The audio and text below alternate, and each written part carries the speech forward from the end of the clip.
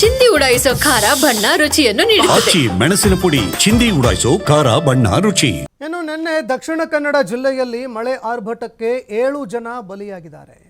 ಉಸ್ತುವಾರಿ ಸಚಿವ ದಿನೇಶ್ ಗುಂಡೂರಾವ್ ಅವರ ನೇತೃತ್ವದಲ್ಲಿ ಇವತ್ತು ಸಭೆ ನಡೀತಾ ಇದೆ. ದಕ್ಷಿಣ ಕನ್ನಡ ಮಳೆ ಹಾನಿ ಕುರಿತು ದಿನೇಶ್ ಗುಂಡೂರಾವ್ ಪ್ರತಿಕ್ರಿಯೆ ಕೊಟ್ಟಿದ್ದಾರೆ. ಉಳ್ಳಾಲ ಕ್ಷೇತ್ರ ಹಾಗೂ ಮಂಗಳೂರಿನಲ್ಲಿ ಹೆಚ್ಚು ಮಳೆ ಹಾನಿ ಉಂಟಾಗಿದೆ. ಮೊಂಟೆ ಪದವಿನಲ್ಲಿ ಒಂದೇ ಕುಟುಂಬದ 3 ಸಾವನ್ನಪ್ಪಿದ್ದಾರೆ.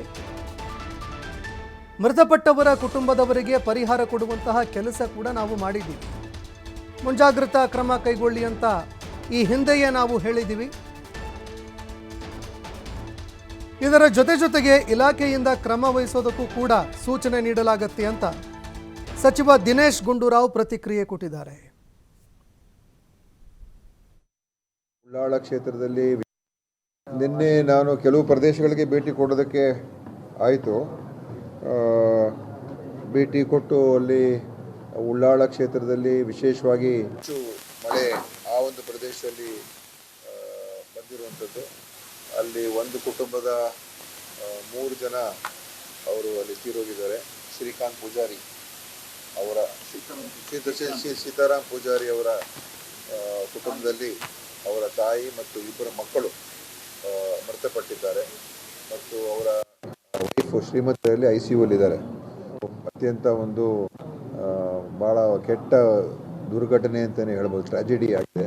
ಸ್ಥಳಕ್ಕೂ ಭೇಟಿ ಕೊಟ್ಟಿದ್ದೆ. ಪಾಪ ಅದು ಒಂದು ದೊಡ್ಡ ಅನಾಹುತ.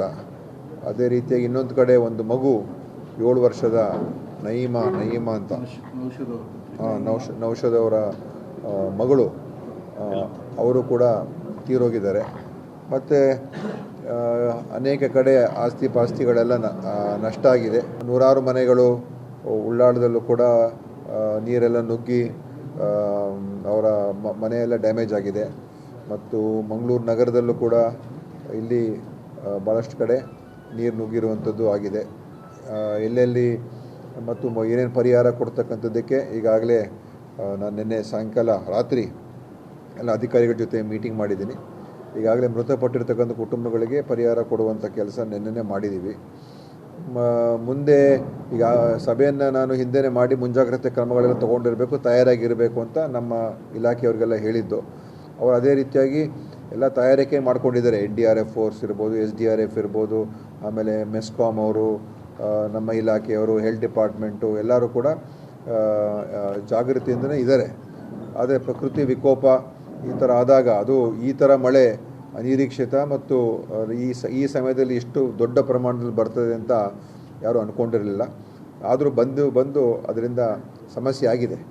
ಇದು ಒಂದು ಕಡೆ ನಮ್ಮ ಈ ಅಭಿವೃದ್ಧಿಯ ಒಂದು ಅಭಿವೃದ್ಧಿ ಮಾಡೋ ಸಂದರ್ಭದಲ್ಲಿ ನಾವು ನಮ್ಮ ಜಮೀನುಗಳನ್ನು ಅದನ್ನು ದುರಸ್ತಿ ಮಾಡ್ಕೊಳ್ಳೋದು, ಅಲ್ಲಿ ಮನೆಗಳು ಕಟ್ಕೊಳ್ಳೋದು, ಅದೆಲ್ಲ ಮಾಡೋ ಸಂದರ್ಭದಲ್ಲಿ ನಾವು ಯಾವ ಒಂದು ಎಚ್ಚರಿಕೆಯನ್ನು ವಹಿಸ್ಕೋಬೇಕು ಅದು ಮಾಡದೇ ಇರತಕ್ಕಂಥದ್ದು ಕೂಡ ಇದಕ್ಕೆ ಒಂದು ಕಾರಣ ಇದೆ.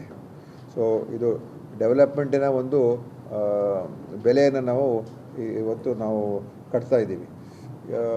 ಇದು ಪ್ರತಿ ವರ್ಷ ಈ ಥರ ಆಗ್ತದೆ. ಜನರು, ಸಾರ್ವಜನಿಕರು ಕೂಡ ಇದನ್ನು ಅರ್ಥ ಮಾಡ್ಕೊಳ್ಬೇಕು. ಇಲಾಖೆಯವರು ಕೂಡ, ನಮ್ಮ ಡಿಪಾರ್ಟ್ಮೆಂಟು ಇಲಾಖೆಯವರು ಕೂಡ ಅದನ್ನು ನಿಲ್ಲಿಸುವಂಥ ಪ್ರಯತ್ನ ಮಾಡಬೇಕು. ಆದರೆ ಜನರು ನಾವು ಈ ಥರ ಅವ್ರ ಮನೆಗಳು ಕಟ್ಟಬೇಕಾದ್ರೆ ಏನು ಬೆಟ್ಟ ಗುಡ್ಡ ಪ್ರದೇಶದಲ್ಲಿ ಇರುವಂಥ ಸಂದರ್ಭದಲ್ಲಿ ಅದನ್ನು ಕಟ್ ಮಾಡಿ ಮನೆಗಳ ನಿರ್ಮಾಣ ಆದಾಗ ಕುಸಿತಕ್ಕೆ ಕಾರಣ ಆಗ್ತದೆ. ಈ ಭೂ ಕುಸಿತದಿಂದನೇ ಈ ಥರ ಎಲ್ಲ ಆಗ್ತಾ ಇರುವಂಥದ್ದು. ಅದಕ್ಕೆ ಖಂಡಿತ ಮುಂದಿನ ದಿವಸಗಳಲ್ಲಿ ಇನ್ನೂ ಏನು ಮಾಡೋಕ್ಕೆ ಸಾಧ್ಯ ಆಗುತ್ತೆ, ಸಾರ್ವಜನಿಕರು ಕೂಡ ಸಹಕರಿಸ್ಕೊಳ್ಬೇಕಾಗ್ತದೆ.